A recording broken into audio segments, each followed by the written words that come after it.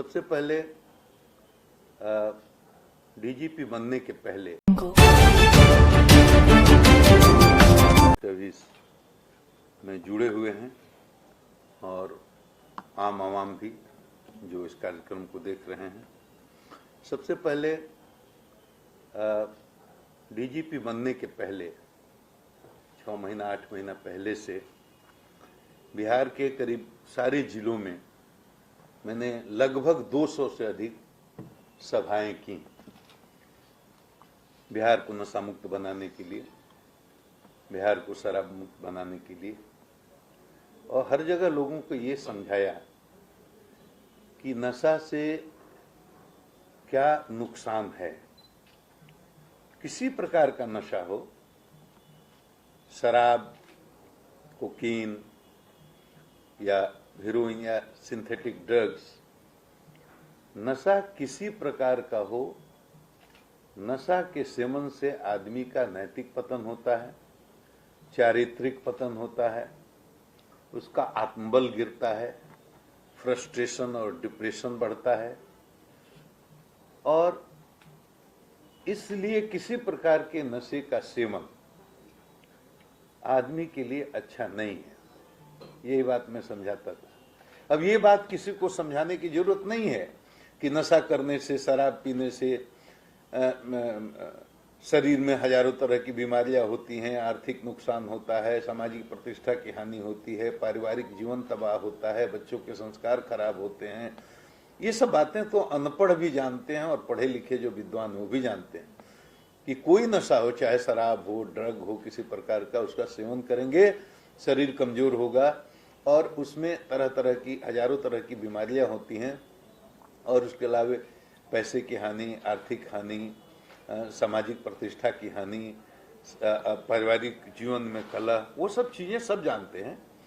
लेकिन मैं एक दूसरी बात कह करके समझाता हूं लोगों को। देखो, ईश्वर ने, मालिक ने, परवरदिगार ने, अल्लाह ताला ने सबको 2 बहुत बेशकीमती चीजें दी हैं।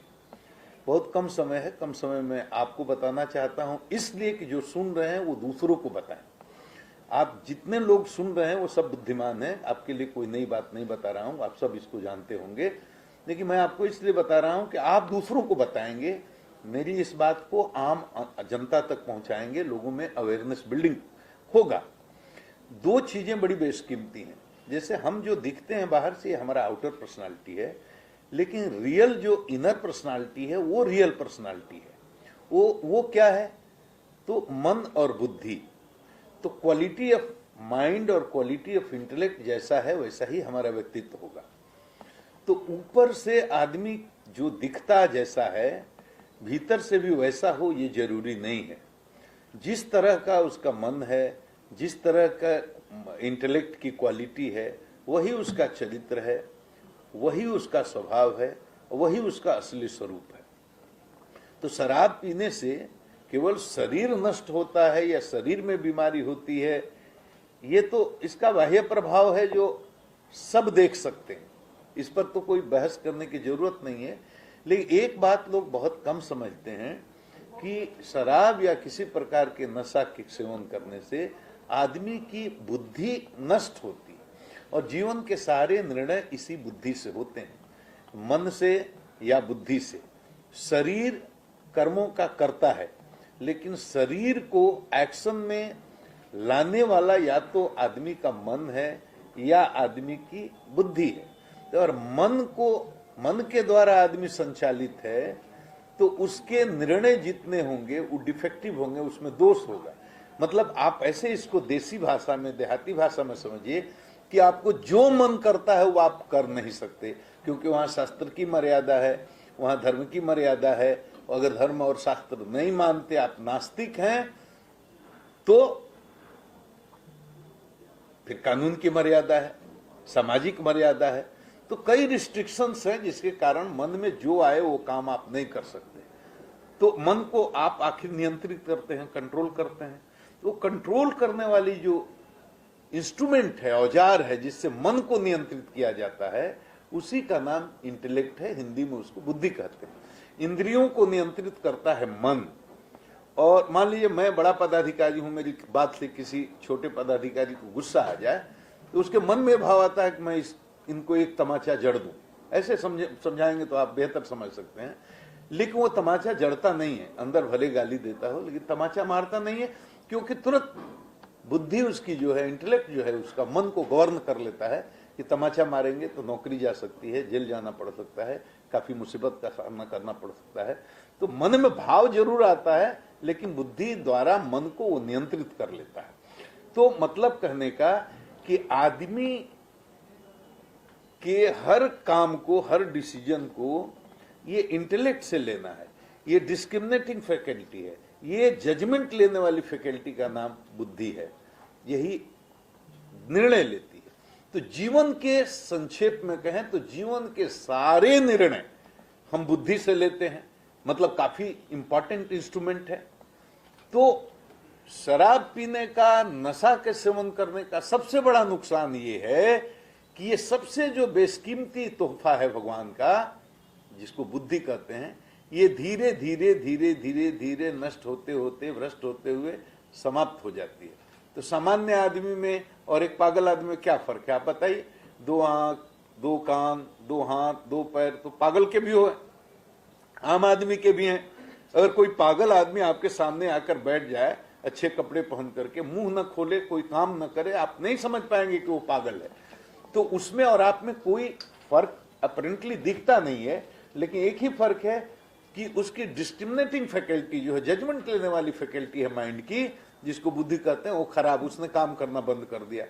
तो पागल, 4 आना बुद्धि खराब तो आदमी 4 आना पागल, 8 आना बुद्धि खराब आदमी 8 आना पागल, 16 आना बुद्धि खराब तो आदमी 16 आना पागल। तो पागल और सामान्य आदमी में यही फर्क है कि सामान्य आदमी की बुद्धि काम करती है, पागल काम नहीं करती। वो ट्रेन के सामने कूद जा सकता है, छत से छलांग लगा सकता है, आग में कूद सकता है, वो चाकू है तो अपना गला काट सकता है, अपने बीवी बच्चों का गला काट सकता है। वो निर्णय ही नहीं ले सकता क्या करना उचित है, क्या करना अनुचित है।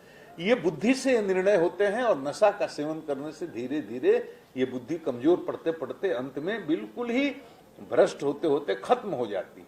तो किसी भी स्मैकियर को देख लीजिए, किसी हीरोइन के जो आदती लोग हैं उनको देख लीजिए, कोई हैबिचुअल ड्रंकर, मतलब जो दिन रात शराब पीने वाला है, उसको देख लीजिए, उसके सामने बाप का, माँ का, सगे का, संबंधी का, लोग का, लाज का कोई लिहाज रह ही नहीं जाता। मतलब कुछ भी नहीं, वो कहीं भी दारू पी करके पड़ा रहता है, गिरा रहता है। तो व्यक्ति की चेतना में गिरावट आती है, उसके नैतिक चरित्र में गिरावट आती है। तो उसका नैतिक पतन होता है, आध्यात्मिक पतन होता है, उसका चारित्रिक पतन होता है। और व्यक्ति से ही समाज बनता है, हिंदू, मुसलमान, सिख, ईसाई, हर जात, हर मजहब के जितने भी लोग, तो व्यक्ति से ही समाज भी बनता है।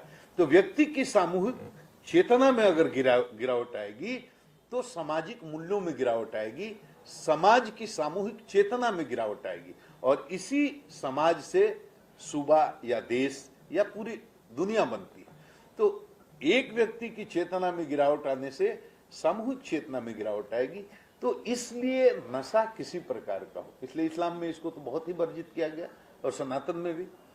तो नशा किसी प्रकार का हो, वो व्यक्ति के लिए किसी भी तरह से हितकारी नहीं है।